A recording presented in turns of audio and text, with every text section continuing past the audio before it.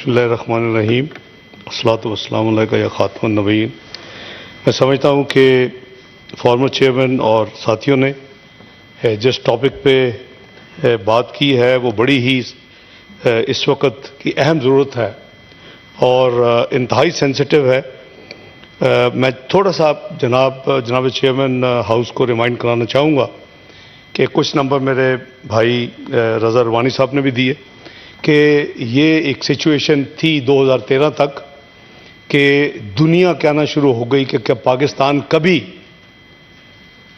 اپنے ملک کے اندر جہاں ٹیررسٹ کے بیسز ہیں اور پرٹیکولرلی ان کا ریفرنس ہوتا تھا ٹورڈز ناردرن ایریا، کیا پاکستان کبھی ان کے خلاف ایکشن لے سکے گا؟ نمبر 2، وہ یہ کہتے تھے کہ جنرل مشرف کی حکومت ایک ملٹری حکومت ہونے کے باوجود اس نے نہیں لیا اور پرابلم بڑھا، اور اس کے بعد بھی ہم میننگ فل ایکشن جو کہ دنیا دیکھتی وہ نہیں لے سکے۔ میں ان میٹنگز میں موجود تھا، یہ side line of United nation general assembly میں میٹنگز ہوتی تھیں، اور اس میں کچھ ان لوگوں میں سے آج یعنی بہت امپورٹنٹ سپر پاورز کے اسٹیٹ کے تمام پروسیس میں امپورٹنٹ پوزیشن پہ اس وقت بیٹھے ہوئے ہیں۔ تو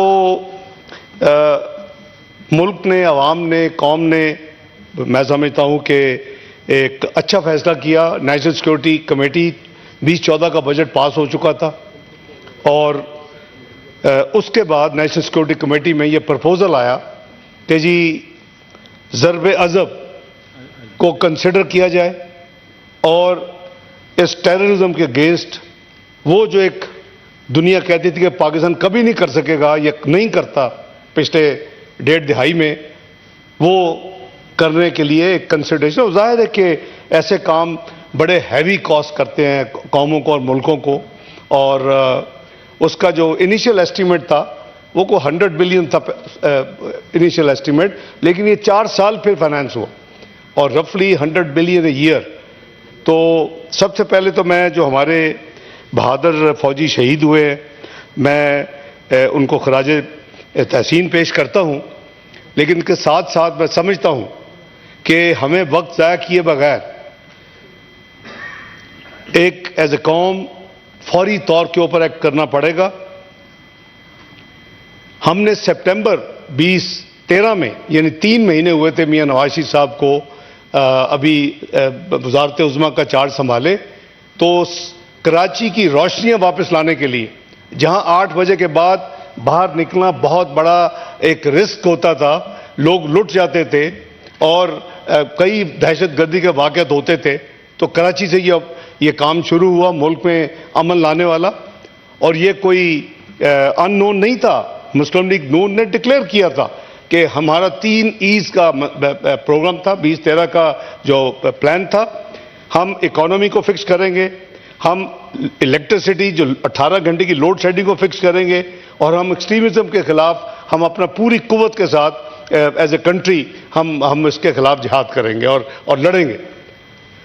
تو کمنگ بیک ٹو دا 30، تو میں عرض کر رہا ہوں کہ سپٹمبر سے وہ شروع ہوا، اور آپ نے دیکھا کہ 1.5 سال کے اندر وہ جو کراچی 8 بجے کے بعد بند ہو جاتا تھا، وہاں رات کی روشنیاں واپس آئیں، اور الحمدللہ وہ اس میں قریباً 1.5 سال میں کافی زیادہ امن قائم ہو چکا تھا، اور یہ جو انسیڈنٹس تھے بہت کم ہو گئے۔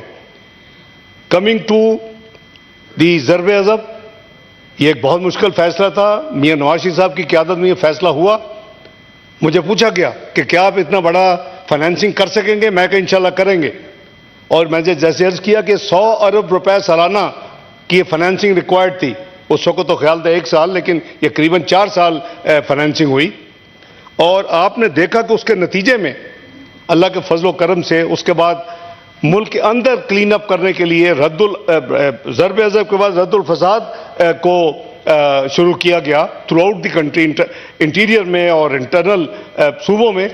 اس کا اپنے ایک مزید اس میں بہتری آئی، اور اگر آپ حکومت کو کہیں، کیئر ٹیکر بھی لا کے یہاں ان کیمرہ بریفنگ دے سکتی ہے، آپ سٹیٹسٹکس دیکھیں، نمبرز ول اسپیک کہ کہاں 2013 میں تھا، 14 15 16 17 ہم کہاں پہنچ گئے تھے.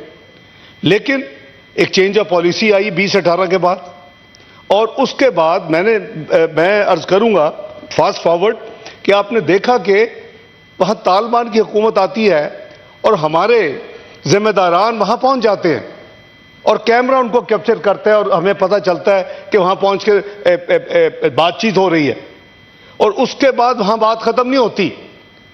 Hundreds of hardened terrorists were forced to release under that understanding in Kabul. وہ کیا ہے؟ کوئی اس قوم کو بتائے گا کہ وہ کیوں کیا گیا؟ میں سمجھتا ہوں کہ یہ وہ تمام ایک یو ٹرن پالیسی جو ہم نے لی، جو ان کو انگیج کیا، جو ہارڈنڈ کرمنلز، جو ہارڈنڈ ٹیررسٹ تھے ان کو ہم نے ریلیز کیا، اور اس کے بعد آپ دیکھیں کہ ہر مہینے، ہر ہفتے، ہر مہینے ایک نیا نمبر آپ کے سامنے آ رہا ہے.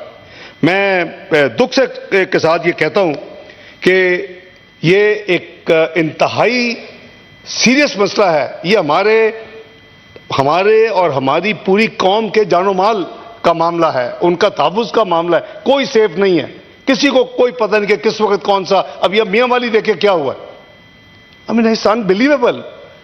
تو میں آپ سے گزارش کروں گا کہ آپ نے ہاؤس چلانے کا پلان کیا ہوا ہے، آپ کیئر ٹیکر نگران حکومت کے وزیر صاحب تشریف رکھتے ہیں، آپ فیصلہ کریں، ان کو کہیں کہ ان کیمرہ آ کے بریفنگ دیں، پوری ہسٹری دیں، پورے ہمیں نمبرز دیں، and we will be a political ہو کے اس کو دیکھیں کہ ملک کے لیے کیا بہتری ہے. ان کو ایڈوائز کریں. اگر کوئی یہ کہتا ہے کہ نہیں ابھی ٹھہر جائیں، ابھی 8 فروری کا انتظار کریں، ان چیزوں میں انتظار نہیں ہوتے جناب چیئرمین.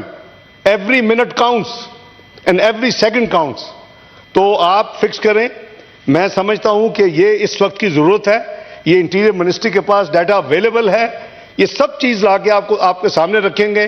یہ وہ بھی آپ دیکھیں گے کہ جب آپ نے یہ کام کیا کہ ان کو انگیج کر لیا، آپ کابل میں جا کے ان سے مذاکرات آپ نے کر لیے، اور اس کے بعد آپ نے ہارڈنڈ ٹیررسٹ کو پاکستان کی جیلوں سے رہا کروا دیا، تو اس کے بعد ایک یہ جو ہے نا اپرائز ہوتی جا رہی ہے، بند نہیں ہو رہی.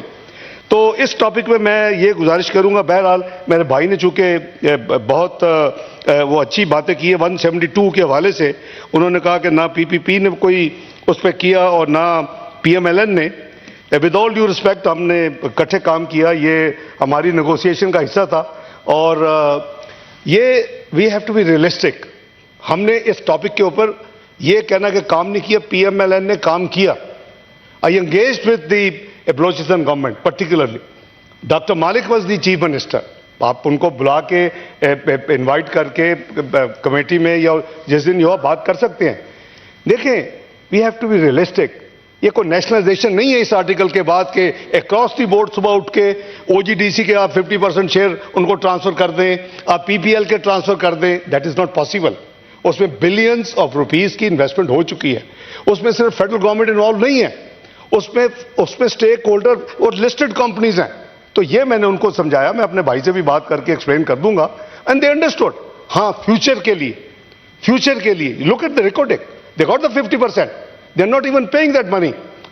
وہ پیسے جو ہیں وہ کمپنی سے دلوائے گئے ہیں، ان کو 50% مل رہا ہے اور ملنا چاہیے. I endorse his demand in principle. لیکن یہ کہنا کہ 172 سب آرٹیکل 3 پہ عمل نہیں ہوا یا کسی نے نہیں دیکھا، with all due respect he am a very dear brother. ہوا ہے. I have been extensively engaged to make them understand. They were demanding کہ جی ہمیں یہ کل صبح 50% شیئر ٹرانسفر کر دیں. وہ کیسے ہو سکتے ہیں؟ بلینز آف روپیز کی انویسٹمنٹ ہو چکی ہے، اس میں فیڈرل گورنمنٹ ہے، اس میں شیئر ہولڈرز ہیں. ان کو آپ how can you listed company کا صبح، یہ تو نیشنلائزیشن والی بات ہو جائے گی نا ٹو دی ایکسٹینٹ آف 50%. تو وہ فیوچر کے لیے yes we made sure any transaction which takes place after June 2013 it has to be under the principle of article 172 sub article 3. اور ہم نے دیکھا کہ ابھی ریکارڈنگ کے بارے میں اسی وجہ سے بلوچستان کو 50% جو ہے اس پہ شیئرز دیے گئے ہیں اور without making any payment because it is their right. میں بالکل ان کو سیکنڈ کر رہا ہوں. I was part of his committee as 18 amendment میں یہ چیزیں ہوئی ہیں. تو آئی indoors while endorsing it I'm making a clarification کہ we did our best and it is based on the internationally acceptable principles of accounting as well as the finance. Thank you very much, Chairman. Senator Baramantangi.